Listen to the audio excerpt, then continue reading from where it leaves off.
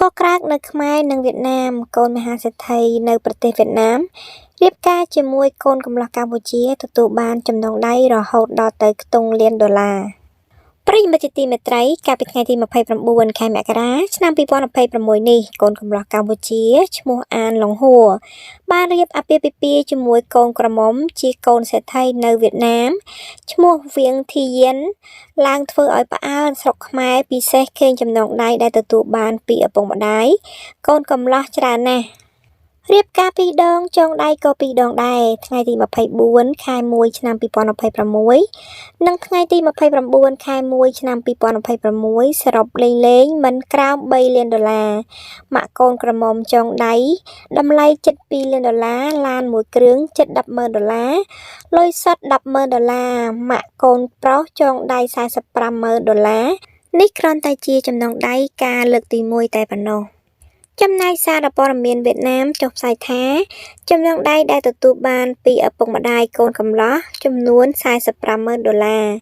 នៅប្រទេសវៀតណាមកូនក្រមុំវៀតណាមនិងកូនកំលោះកម្ពុជាម្ដាយឪពុកសងខាងប្រគល់លុយនិងទ្រព្យសម្បត្តិច្រើនណាស់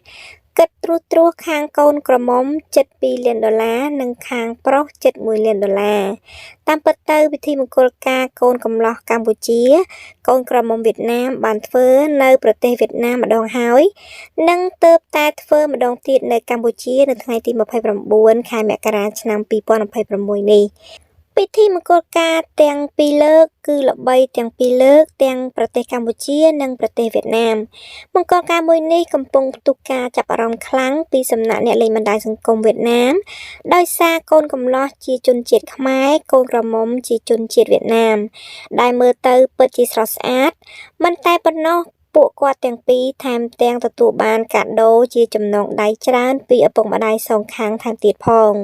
បេះដូងស្រឡាញ់មិនអាចរើសជាតិសាសន៍ពណ៌សម្បុរបានឡើយភាគច្រើនខាងប្រុសត្រូវតែទៅរៀបការនៅខាងស្រីតែនេះគាត់អាចឲ្យខាងស្រីមកការនៅប្រទេសខ្មែរឲ្យគេស្គាល់ប្រពៃណីយើងនិងសម្លៀកបំពាក់ខ្មែរក្នុងនោះប្រជាជនវៀតណាមច្រើនណាស់មានការចាប់អារម្មណ៍ខ្លាំងមែនទែនក្រោយឃើញឈុតកាត់សក់កូនក្រមុំដល់ថ្នាក់ពួកគាត់សរសើរត្រង់ថាជាភាសាវៀតណាមមកប្រែជាខ្មែរថាការពិតទៅពួកគាត់សម្លៀកបំពាក់ខ្មែរស្អាតមែនឈុតខ្មែរស្អាតខ្លាំងឈុតនេះស្អាតមែនទែន